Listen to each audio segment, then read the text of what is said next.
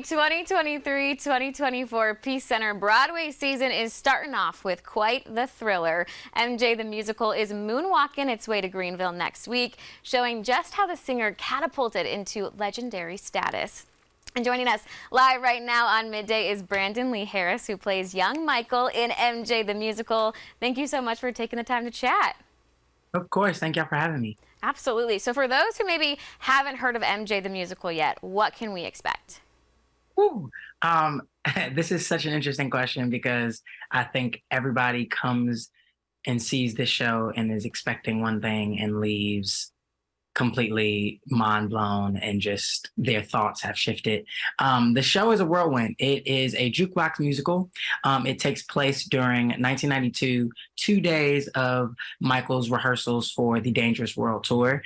And Michael is being interviewed by MTV, and he basically tells the story of his life, his career, ups and downs of his life and his upbringing.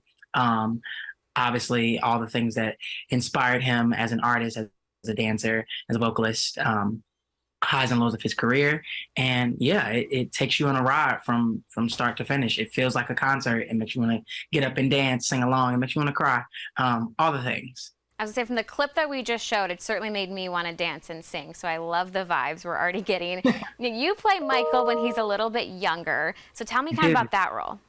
So I play middle Michael, or credited as Michael, which is Michael from about 16 till 22, 23. I come in the story, the later years of the Jackson Five, when they're known as the Jacksons, and all the way through him breaking out, him finding himself as an independent artist, his first album Off the Wall into Thriller. That is the Michael era that I cover.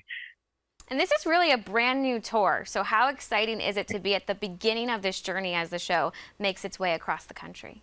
Oh my goodness, it's already been so insane. The audiences have been beautiful. So many MJ fans, so many just Michael fans, fans of his music, fans of his dance, fans of theater, fans that don't even know that much about Broadway or musical theater in general. People just that come out and want to experience anything Michael Jackson related. That has been the craziest thing. But it's been beautiful thus far. We opened up in my hometown, Chicago, and we were there for a pretty long time. And now it feels really good to actually start being on the road. Cincinnati has been great, and we're super excited to come to Greenville. Yes, Greenville's excited to have you. And we have to talk a little bit about Michael and his fashion choices. So what are the costumes like in this production? Woo, the costumes are very exciting. I feel like, not for nothing, I have the best costume as Michael. Just saying. No, but it's so detail oriented. Like the costume designers for the tour, they really captured these different moments in Michael's life and his career. And especially when it comes to the fashion, you have the Jacksons dressed in their Soul Train attire. You have then the iconic jackets, the Beat It jacket, the Thriller jacket, the Grammy jacket. And it is pretty spot on if you ask me. So it's exciting. You'll see some things and be like, oh my God, I recognize that. Yes. Okay. I have a two-part question for you here.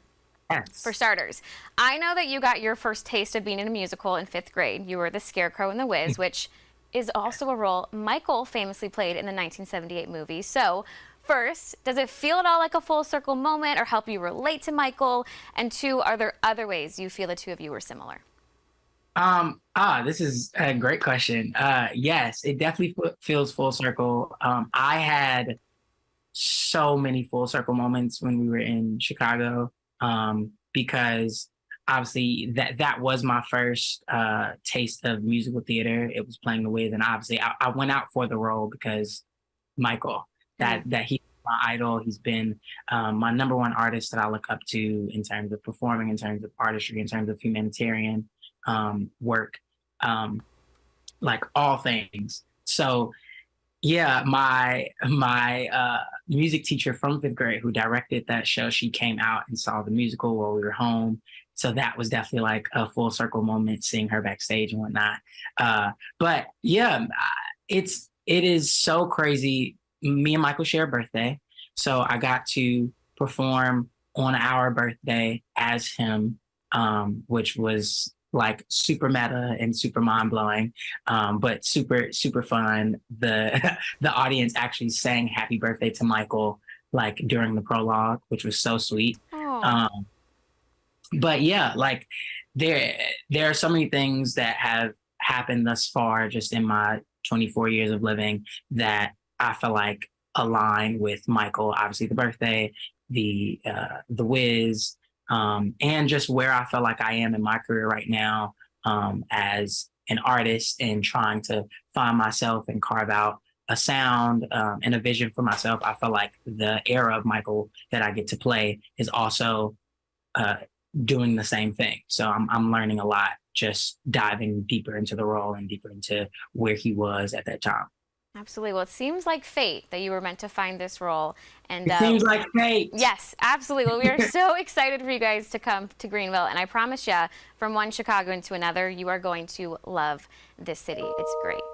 Oh, I'm so excited. I'm so excited. I've never been to South Carolina, so I'm really excited to come.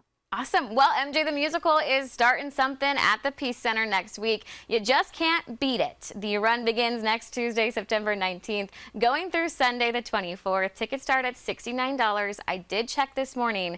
Some of these shows very close to selling out, so you're going to want to go grab them as soon as possible. Of course, for more information, head on over to foxcarolina.com. And now